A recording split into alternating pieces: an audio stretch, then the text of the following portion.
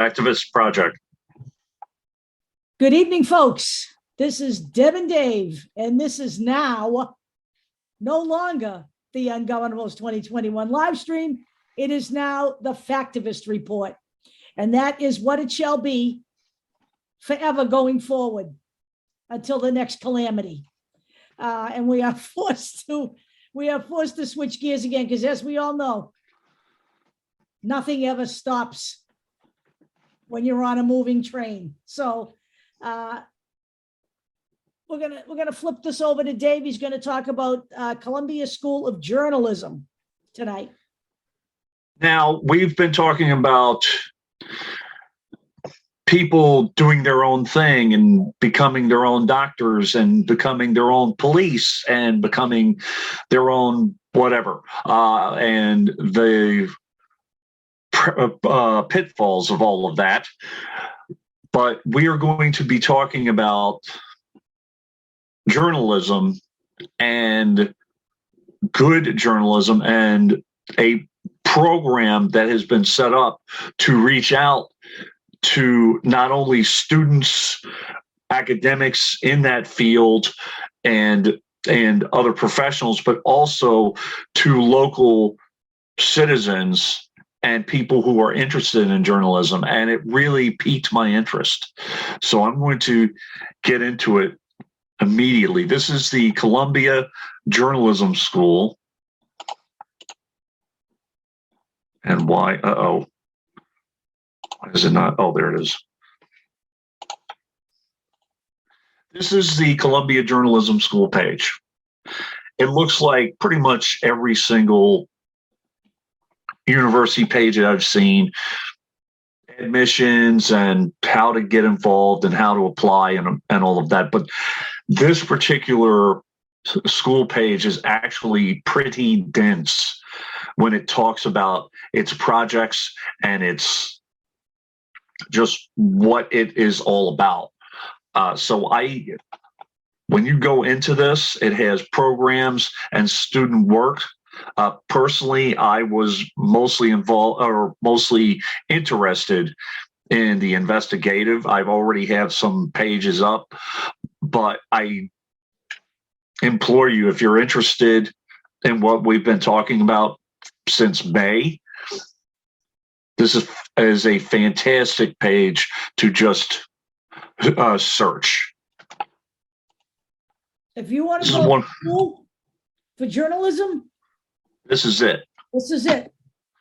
The Columbia, yep, the Columbia School of Journalism was founded in 1912 by none other than Joseph Pulitzer. So that's what we're talking about, the cream of the crop, prestigious school. But we're also talking about a group of people a group of professionals who, yes, they compete with one another on stories and finding stories and all of that, and with the businesses, of course, but they also collaborate and work together to protect the craft. This is just one project that was worked on through Columbia faculty and students. They looked through the Panama Papers and gathered reports. And guess what? They won a Pulitzer on it. So this was the 1995 graduate C.J. Chivers of the New York Times. These people, a lot of these graduates work for the New York Times, the New Yorker, and other papers. There are a lot of New York papers that have a lot of Columbia guys in it because it's New York, and the Columbia School is based in New York. So Chivers' first story was The Fighter, which won a Pulitzer. It was about a Marine who had PTSD and was his struggles and the things that he had to do to get back to civilian life. And then we move forward, and this was a project among many projects that Columbia students work on, looking through the Panama Papers. One of the things that students do that is a must, they are taught how to look at documents, how to research documents, what to look for, all of that kind of thing. This is just an example that I thought was interesting. Alex Doherty, who graduated in 2016, he found a story. This was their project. You have to find a story and write a story based on something you find interesting. And he found that there's a racing that involves people as young as 14. And there were over 100 deaths involved with this. So he investigated it and looked into it and wrote a story on it. So just real quick, talks about looking for his man. This was his master's project or his master's thesis. So he happened to be reading and noticed in the span of 2 weeks back in central Pennsylvania, there were 2 deaths at 2 different racing tracks. He felt that was a story that was interesting, something he didn't see was being reported. Just started to read everything he could, realized there were spaces to do reporting that there hadn't been done before. So then he started doing field work. He started looking into it and investigating it, and then he wrote his story. That is what journalism is.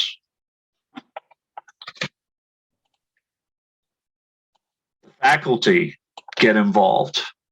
Not only do they have the Columbia Journalism Review, which faculty, academics, and professionals write in there, they also get involved when they feel their profession is being attacked.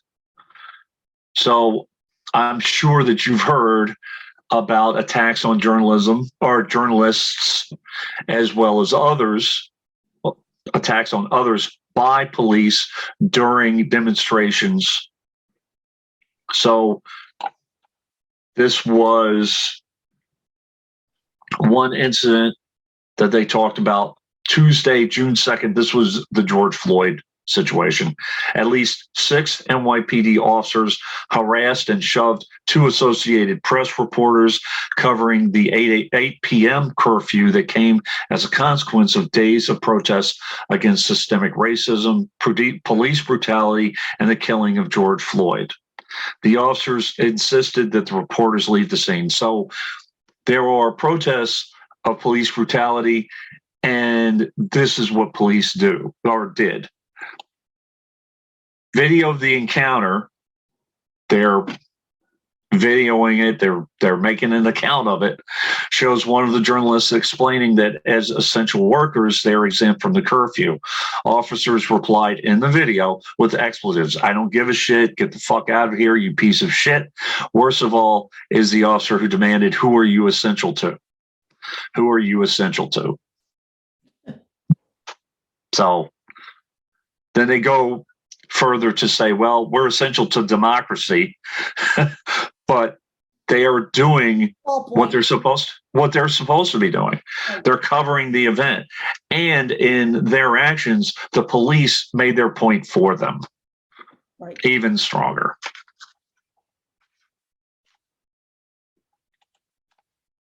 This is just a sample of some of the student work over the years that has been done. So, of course, we have coverage of the pandemic, certain things that happened with the pandemic.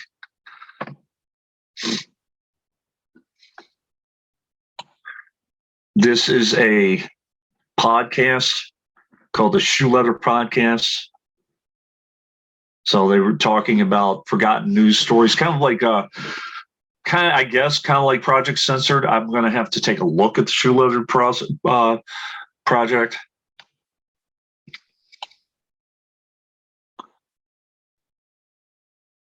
Yeah, it sounds like it is kind of like Project Censored.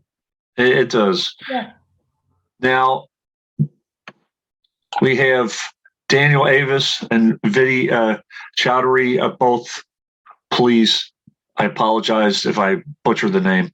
Both of graduated 20 MA in business, found a lack of training, guidance, and access to tests impeded a plan to make New York City pharmacies COVID-19 tests. I can imagine. So it goes on, and it goes on. And a lot of these stories, they make it into different publications. Some of them make it into the New York Times. The one at the top, I think it was the woman who covered the migrant camps in Italy, got published in Italy. Yep. Cool. It's also an international, Abby. And then you have this particular one. Students wrote wide-ranging reviews reports covering the French Institute Alliance Crossing the Line festival. Their work was published by the website Hyperallergenic, or Hyperallergic, rather. So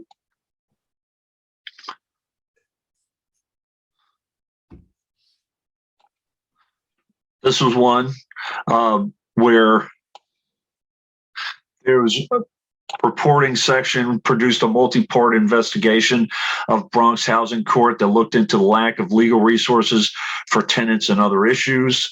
There was one about, I don't know if I'm going to find it here. There was someone who was in the foster system since he was a child and he was aging out. Oh, that was in videos. And what he was going through. So there's all sorts of stuff. And by the way, it's not just paper. It is through video in some cases. And podcasts. So. And podcasts, all different mediums, broadcasting, all sorts of things. Well, honestly, when people say podcasts, I think people don't realize that people can actually listen to that in a car. It's right. One of the reasons why it was created was for people who can't sit down in front of a screen. Right. Or people who don't like your typical radio, right, and would rather listen to whatever. And maybe they don't like NPR. They want to hear about a specific thing. Right. So this, I wanted to show this because it shows a little bit of the process. And to me, Columbia is more about the process, not about what you are using, but the process that you go through every single time. Whether you're using a pen and paper or a video camera. CJR welcomes pitches for reported stories related to the news media. Those might include critical essays, profiles, and investigative features. We encourage contributors to explore the CJR organization .org in order to get a sense for the subjects we cover and how we approach them. CJR stories engage the journalism industry as well as a myriad of ways in which journalism and the world impact each other. They reveal the frontiers of reporting and storytelling, tangle with ethical concerns, and guide the performance of the contemporary press. Whether your subject is internationally known or virtually unknown, your pitch should explain how the press stands to benefit from the story you hope to tell. And yes, I have an idea to pitch a story. How to pitch CJR. So all pitches to CJR should include the crux, which is what's the story, what's the argument, write a brief, clear, powerful nut graph I don't know. I've never heard that term, but I know where they're going with that. It's basically the hook. Justification. Why should this particular story be told now? How does your story engage contemporary concerns in journalism? So the next one is the plan. Tell us how you plan to cover the story. Who will you speak with? What shape will the story take? How many words will you need to tell your story well? A short bio. Make a case for why you should be the person to tell the story. Timing. If the story is time sensitive, let us know why. And then send a pitch to that email, editors@cjr.org. Emails should include the word pitch in the subject line. And CJ editors make every effort to respond to each pitch we receive, which means don't pitch them at the end of a semester while they're grading papers. You might want to consider the timing. That's how I take it. Or, hey, they may be at a conference, they may be doing what, so don't like pitch them a story and expect them to get back to you within 3 hours. That's not the way this works. But by the way, nut graph. In journalism, the nut graph is a paragraph that explains the context of the story. The term can be spelled many different ways. You know, it can be GRAPH or it can be GRAF. Okay. In many news stories, the essential facts of a story are included in the lead, the first sentence or two of a story. Lead as in LEDE, not LEAD. Gotcha. So basically, that is the synopsis of the whole thing. Yep. Yeah. But this is, really, you know, it has to be interesting there. I'm going to send. Well, I'll make sure this goes in the references so people can see what it looks like. Right. Because there's pictures of it here. But basically, you know, probably that's where it's going to be. You're going to make it or break it. If you don't do a good job in the crux, you're probably not going to get your story picked. That would be my guess. Right. So it has to be compelling. It has to be, so, but this is what every single reporter does. Probably it's muscle memory at some point, and they just do this. They jot the idea down and say, you know what, we got something, or you know what, it's already been done to death, or whatever.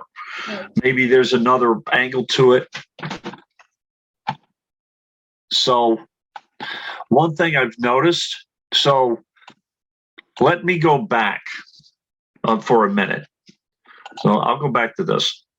So we have a multi-dimensional, it's a collaborative effort.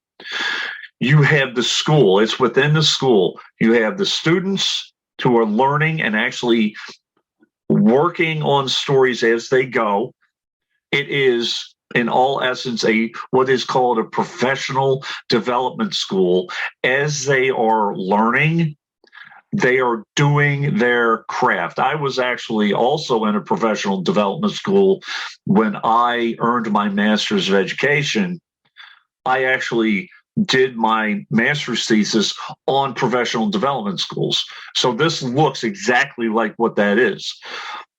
They are performing their craft, and in some instances they get their stories published, and in some instances they don't, which is part of it too.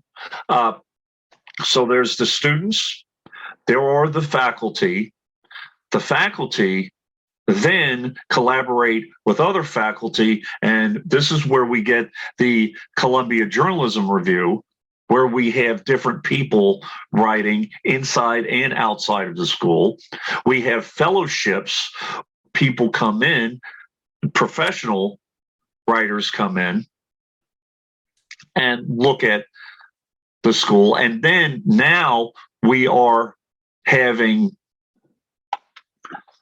these writers talk about and discuss different newspapers. Now, I will say this: the Columbia School of Journalism does have a left slant to it.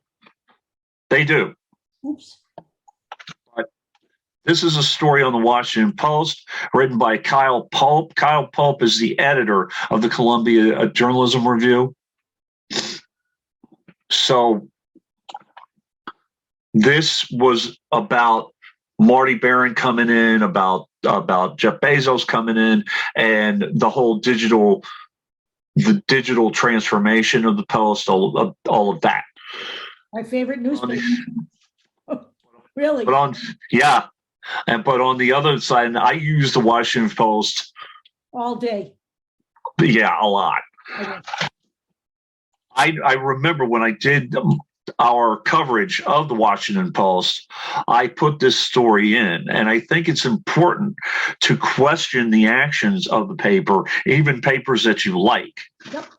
so that you get a full story of it. So this was the story of did the Washington Post pull its punches on Amazon and the United States Postal Service?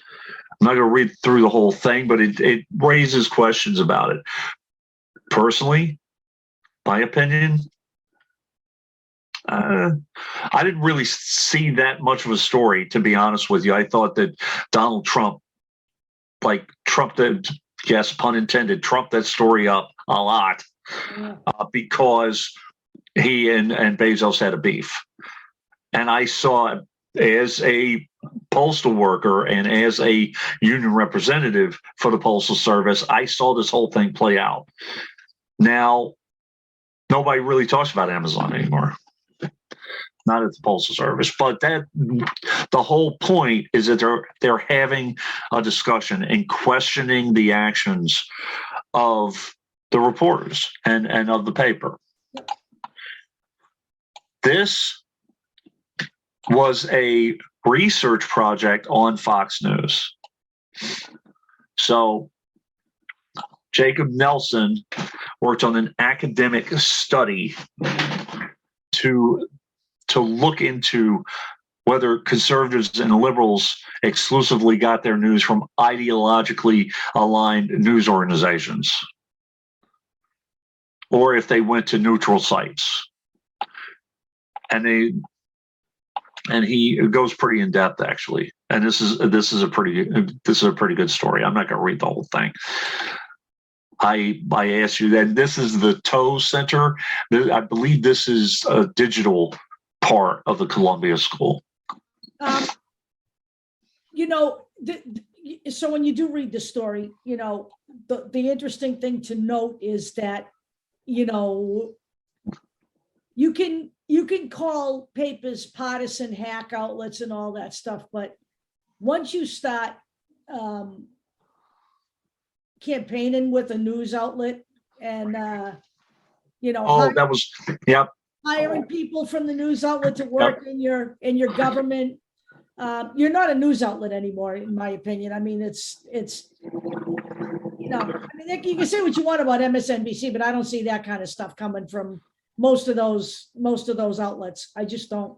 That was one thing. Yeah, I forgot to mention that. And by the way, he in his papers says no one took issue with his assertion that MSNBC and Fox News were comparable, two sides of the same partisan coin. Actually, I would say the Young Turks would be more along that line, because they're running candidates and they have PACs. Right. So I would say that they're more along the lines, even more so. Look, you gotta say one thing. You had it straight from the horse's mouth. Roger Ailes didn't care about facts, honesty, integrity. He cared about ratings.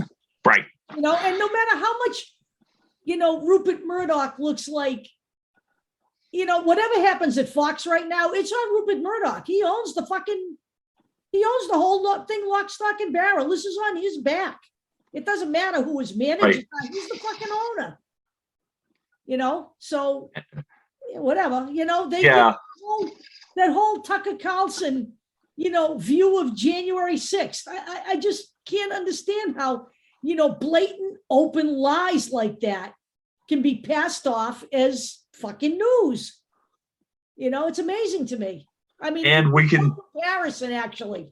Yep. So, we did what, 3 shows on Fox News? One all on Ailes, and then a couple more. And it's just,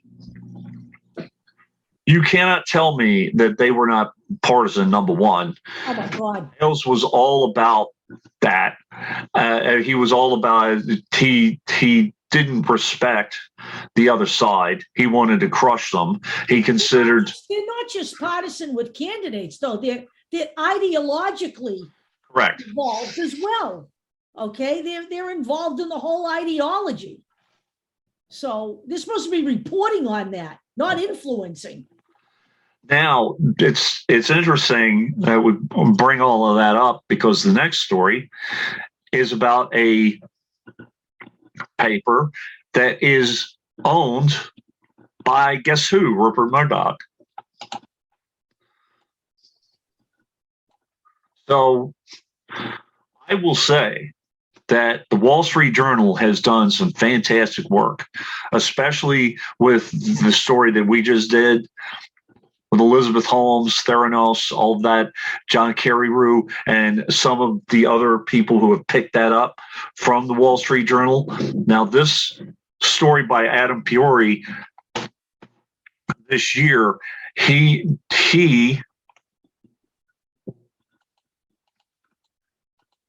mentions that this is from the opinion pieces of the Wall Street Journal. So there was a particular piece, for instance, where there was an issue made that Jill Biden calls herself Dr. Jill Biden.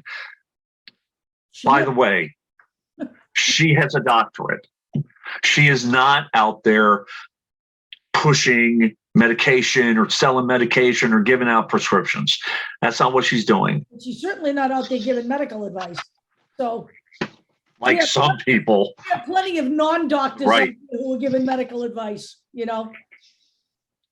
like Marjorie Taylor Greene today, showing how aghast she was that even though 600,000 people die of cancer every year, they don't shut the schools. Okay? Please. Some people just should not speak. So what this story is bringing out again is how much should partisanship and ideological speak be in these type of pieces? Was this piece necessary? Nope. I would say no. It's almost like it's either designed to slander somebody or it's a space filler. That's all it is. I mean, that's right. Wall Street Journal, spare me. Okay. So let me read this paragraph real quick. For Rupert Murdoch, the owner of the Wall Street Journal, Fox News, and a phalanx of other media properties, the piece may have represented an appealing opportunity for corporate synergy, which is, they love that. Tucker Carlson devoted time to the op-ed and the uproar on his show, observing that Biden has the same degree as Bill Cosby and that she's a doctor in the same sense as Dr. Pepper. But just like Tucker Carlson is the same, I don't know, has the same journalistic degree as what? Encyclopedia Brown? I don't know. It's like, come on. Just saying. But many reporters at the Journal were upset, having found the piece at once insulting and obstructive. Melissa Korn, who covers higher education, tweeted, "Pieces like that make it harder for me to do my job, to promote higher education." The Journal has long been known for its right-wing editorial page, which is kept separate from the newsroom on the organizational chart. We're all used to and accepting of that wall being there, a staffer told me. Nevertheless, the Epstein column was hard to take. Which this on the On Biden. On Biden. It's not Jeffrey Epstein. He's the guy who wrote it. That one and a couple of others that they've done recently felt like they really went below the belt. So let me make sure. Joseph Epstein. Yeah, Joseph Epstein, 83-year-old former lecturer at Northwestern University. He must have been bored. Yeah. Well, again, I understand you have space filler and you want to create, a little rah-rah for the right wing. I guess, if it were me, I'd be, looking at my editorial board and asking why that was published, to be perfectly honest with you. If you found a real issue, then that's one thing. So. Right. If she was touting herself as a doctor, like a medical doctor, I get it. And she's not. So this brings up the fact that the Columbia Journalism School is involved overseas and is affiliated with some of the most prestigious awards in the industry, including the Pulitzer Prize, because Joseph Pulitzer founded the school. So the Alfred I. DuPont Columbia University Award, the Oaks Award, John Chancellor Award for Excellence in Journalism, Pulitzer, the Work Prize for Women in Business Journalism, the Columbia Journalism Award, which I want to go into quickly just to show you. 2021, that's who won. Marty B. So I love that guy. Here are past winners. You might notice a few. Ira Glass. I used to listen on National Public Radio all the time. Right. Nina Totenberg. She's another one. Maria Ressa. So. Yep.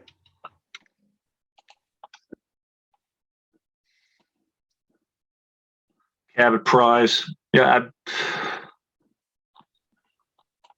I understand people's cynicism with awards, but there is some prestige to it, and it also let's brings some shine to the school and brings some credibility to the school as well. I have to say this. I think, if the American public has a problem with these awards, which are actually announced, there's not a fucking red carpet and people don't go out and spend $60 million on a big bash in Hollywood so they can pick up a gold statue they can stick on their fucking shelves. Right. This is very modest. There is no big banquet. Okay. Right. They get announced publicly, in the paper or whatever. So I think the American public can really just shut the fuck up on that one. So Linda Ronstadt getting her awards, and by the way, she deserved them. Linda Ronstadt getting her awards and leaving them in her cab. A number of times she lost her Grammys. The one time they returned it to her, she told the cabbie he could have it. I think that's what happened. But yeah, I don't know what to say. Columbia Journalism. I'd have loved to go to this place.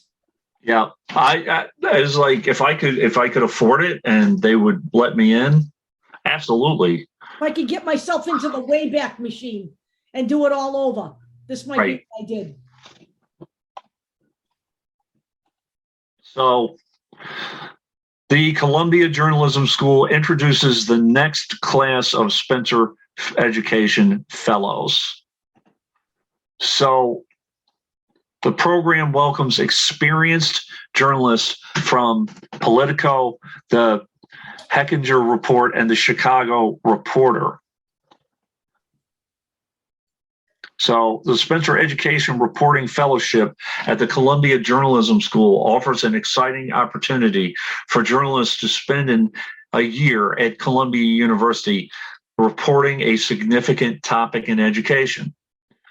So they receive a $75,000 stipend plus research expenses to support their academic year studying with professors throughout the Columbia campuses and working on projects under the guidance of mentors at the Columbia School.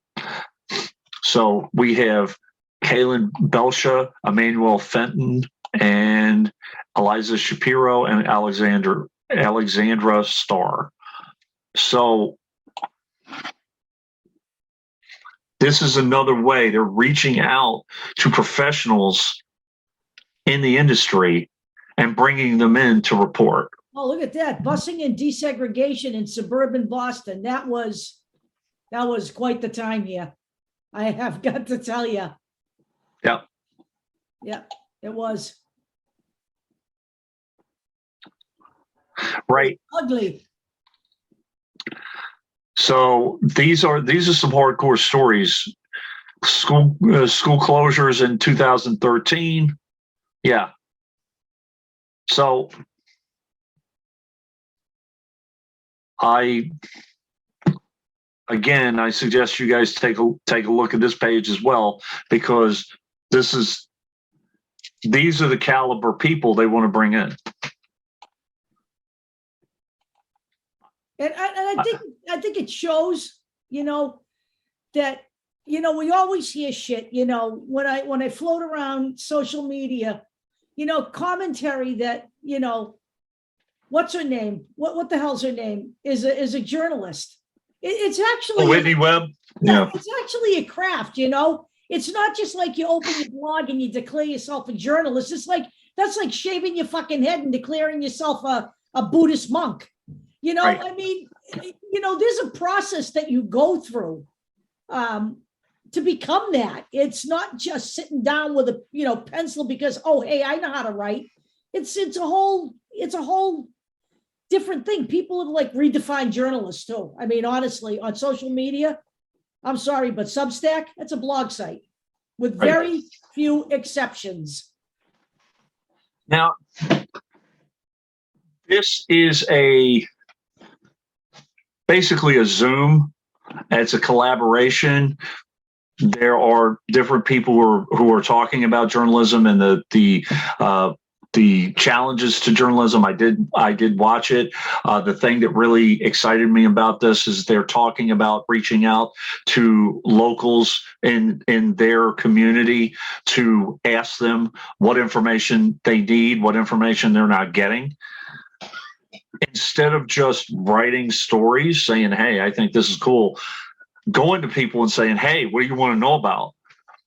Going to them directly. This is Kyle Pulp. I mentioned before that he is the editor of the Columbia Journalism Review.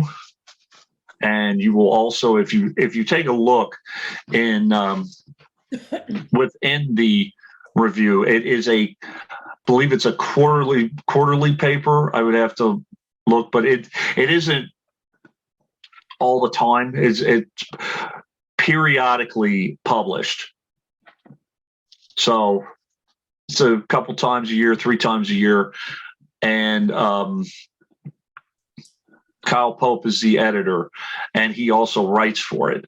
But what they talk about, a lot of what they talk about is the business end of journalism. By the way, in order to properly investigate, you need money. You might need money for a hotel. You might need money to go to a conference. You might need money to, for, I don't know, a computer, for expenses. So they talk about that part of it. They talk about how to get subscribers, paywalls, that kind of stuff. They also talk about how to not only increase their viewership or readership, but also how to connect to people that feel disconnected. Like talking to people who are Spanish speakers only in California, or talking to people of a certain nationality or of a certain group or whatever. So there's that part of it. I know that I told Deb they did a piece on a gay historically gay paper called the Fag Rag. They talk about that stuff. They talk about and by the way, that's the name of the paper. No, that's not derogatory in that instance. In that industry, they're yeah. So they're also talking to disenfranchised people, homeless, as I said, people who are aging out of the system in the foster care system, all sorts of different things. Poverty-stricken people, Native Americans, all of that. So one of the things too that they have covered over the years is African Americans and how they have been marginalized, abused, all sorts of things. One story that we found, and I believe we've been posting it around. It's in the Real Journalism. I put it in there today. Yeah. In the group on Facebook. This is by Jennifer Barry Hawes in the spring of 2016, Exposing the Invisible Empire. So I want to do a little bit on her. She's a project writer at the Charleston's Post and Courier.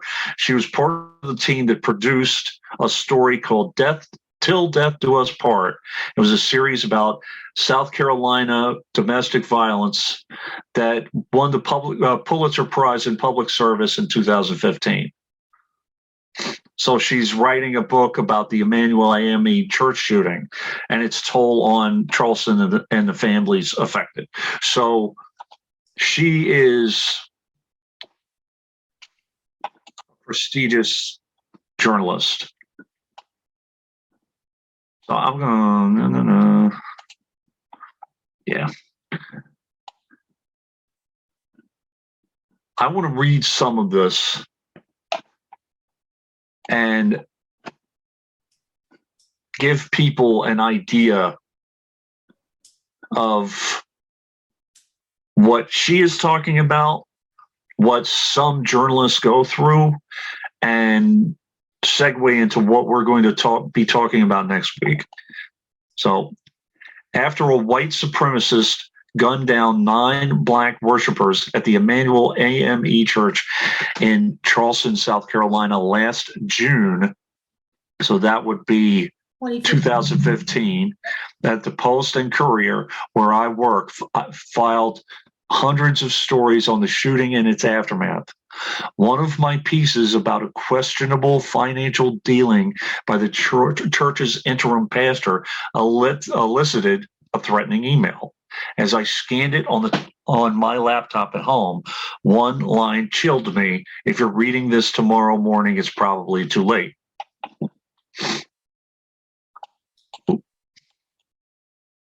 My kitchen table sits next to a bay window that overlooks a wooded easement. It has no curtains. I've never needed any in here in Charleston, a famously charming city that is home to some of the country's best restaurants, most beautiful people, according to organizations that rate those sorts of things. But now the darkness beyond felt ominous. I stepped away from the window and called my editors.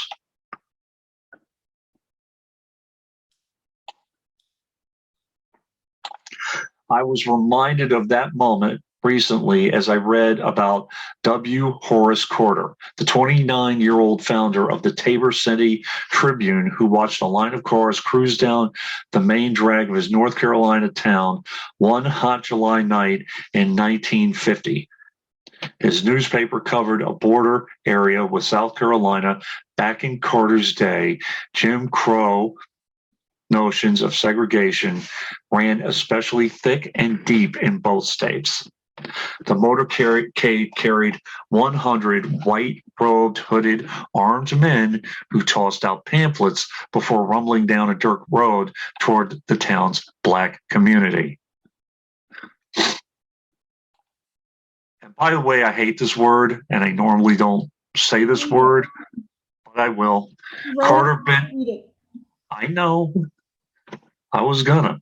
Carter bent to pick up a leaflet. Beware of the association with niggers, Jews, Catholics in this community. It read, God didn't mean for all men to be equal. 4 days later, the native North Carolinian published an editorial, No Excuse for the KKK. Now, this is a black man in the middle of KKK-infested states writing this. Very. So let me make one thing perfectly clear. We did use the N-word in its disgusting full intent.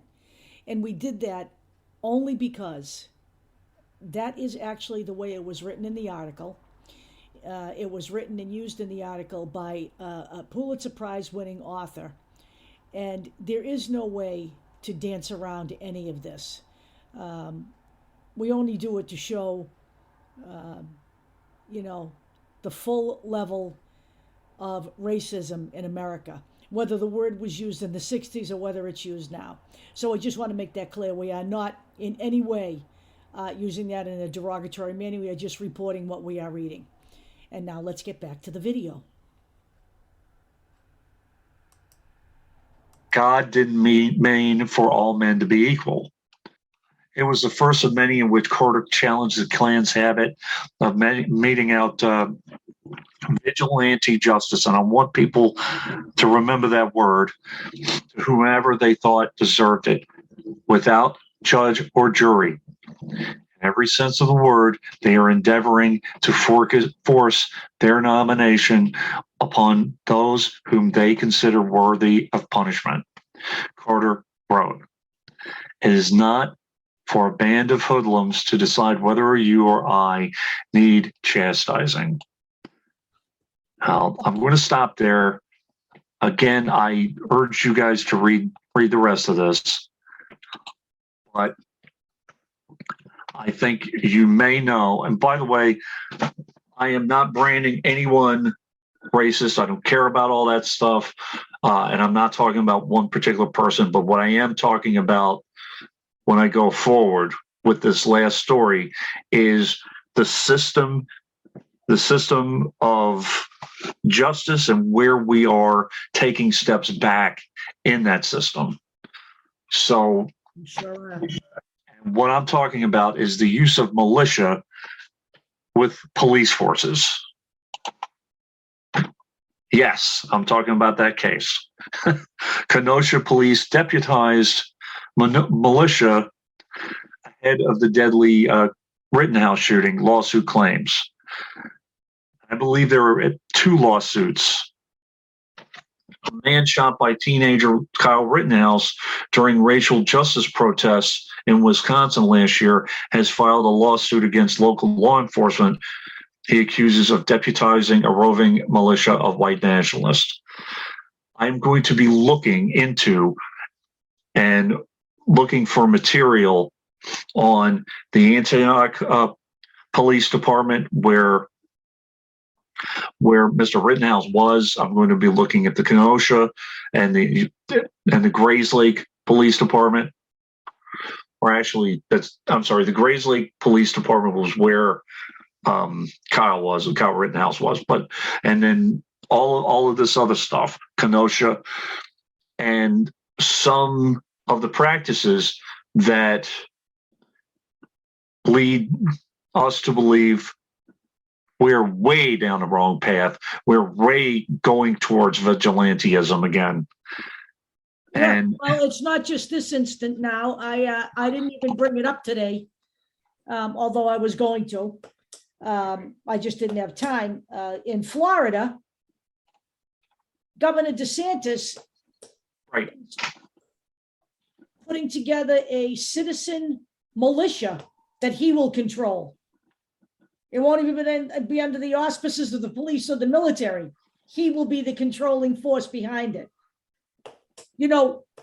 This is the kind of stuff, when one state does it, this is the kind of stuff that starts that domino effect. Right. all the way through those conservative states. You saw it. If it hasn't become abundantly clear with how we got here on the abortion issue, you should have seen all of that happening with the abortion issue.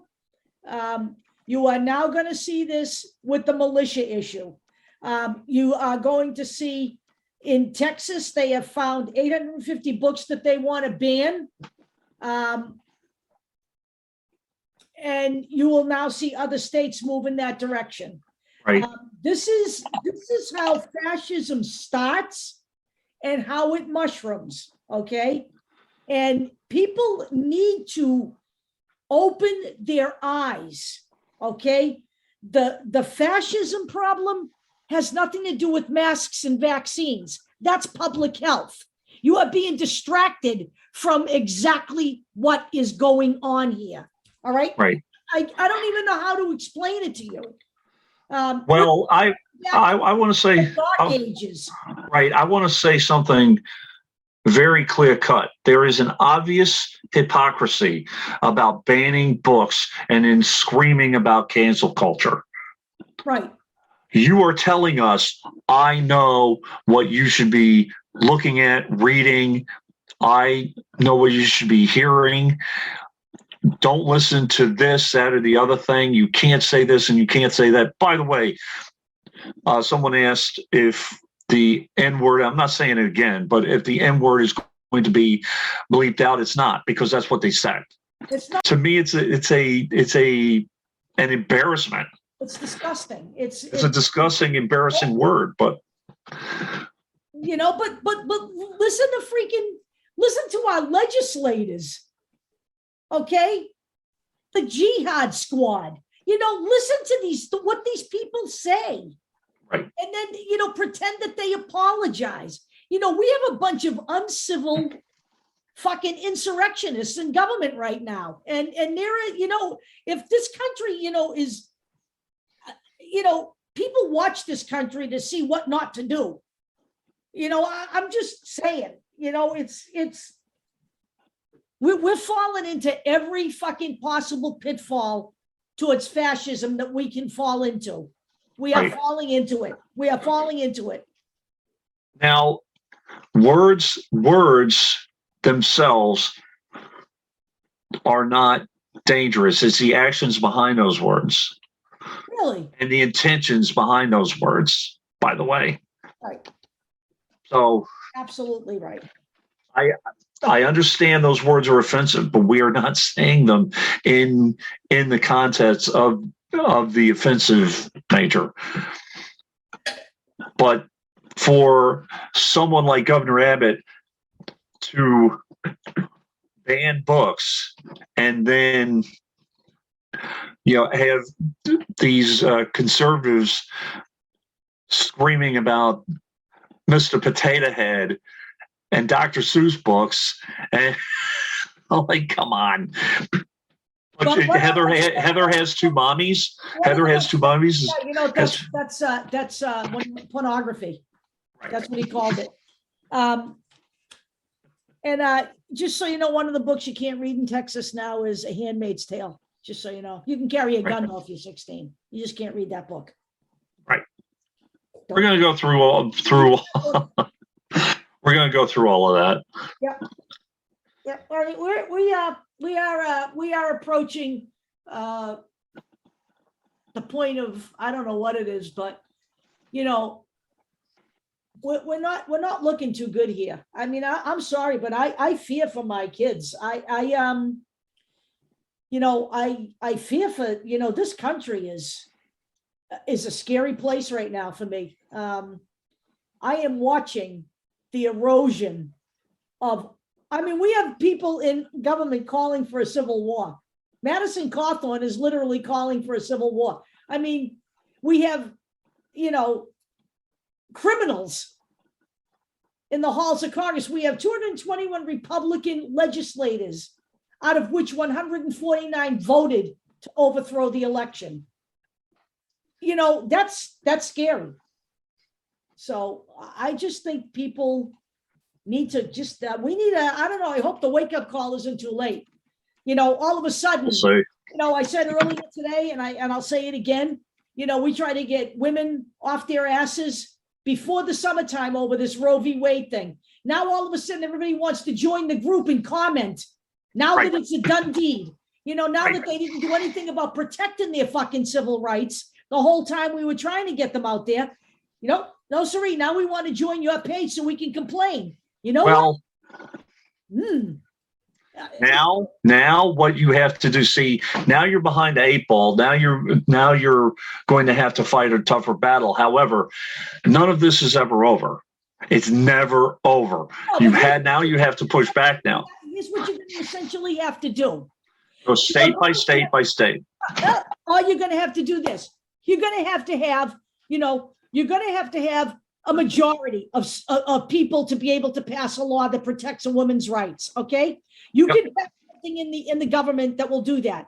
If you do not get rid of the filibuster, you're going to have 60 people sign on to that. It's the same reason we won't get a gun law, because in order to have the majority, what the GOP would use right now would be a filibuster to prevent that from happening. You have to have 60 votes to override that. They don't have that. This is what I'm saying. You either have to make sure you vote in the right people so that they can overcome a filibuster. You're going to have to get rid of the filibuster. Right. Okay. All right. Or you know what? Right now, as it stands, I really believe they're going to roll back Roe v. Wade. I do not know if they have enough power to take it down completely, but they are now going to roll back Roe v. Wade. And they have been working on this for years. By the way, since it was passed. Right. Since it was passed, I've been working on it. Right. And they have been. And what it took was the stacking of the Supreme Court. Now you're going to have to stack it the other way to overcome this, or try to do it through the legislature, which I just told you what you're going to have to do that. Yep. All right. Okay. So now you're going to have to, it's going to take decades to get any of this back. And in the meantime, guess what? They're going to be in power. These 3 people that were appointed are in the Supreme Court for life. And if you think they're going to stop here at 18, they'll keep going. This is how this works in this system. And unless people understand that they have to start protecting their own rights, and I'm not talking about by breaking into the Capitol and bludgeoning people with poles either. I'm not talking about that. Okay. There are ways to do things. Okay. By the way, if you want to look, and I may do a show on it in the near future. If you want to look at the history of abortions going all the way back in the 50s and 60s. A major thing on it. But if you want to look before we do the show and be a little well-read on it, go to the Washington Post. Yep. Washington Post has done some phenomenal work. Ever since 1966, there was a story on backroom abortions.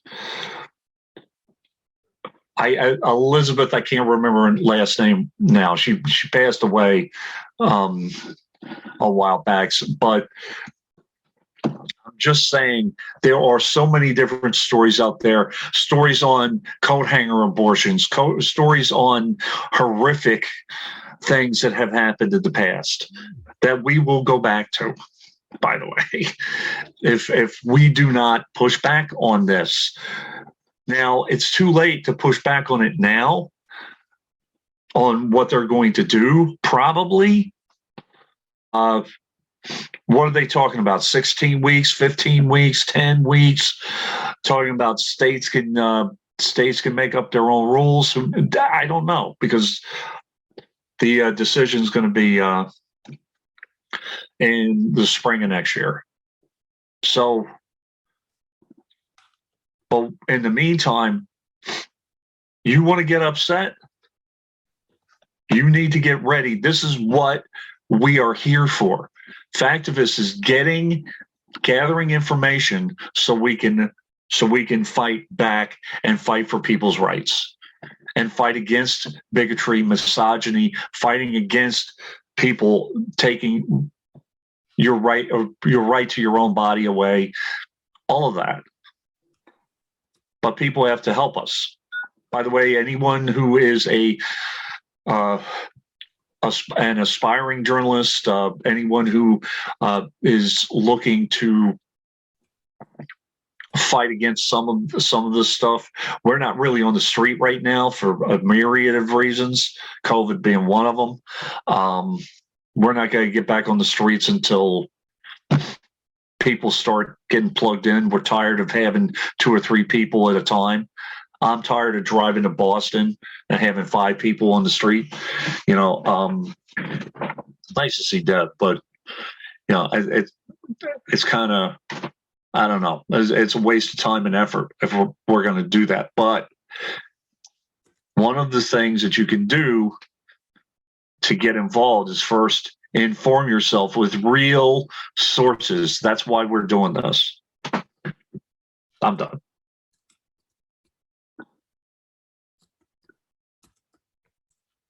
Yeah, me too. So that's where we are. And I think we should say right here that we're going to end this recording.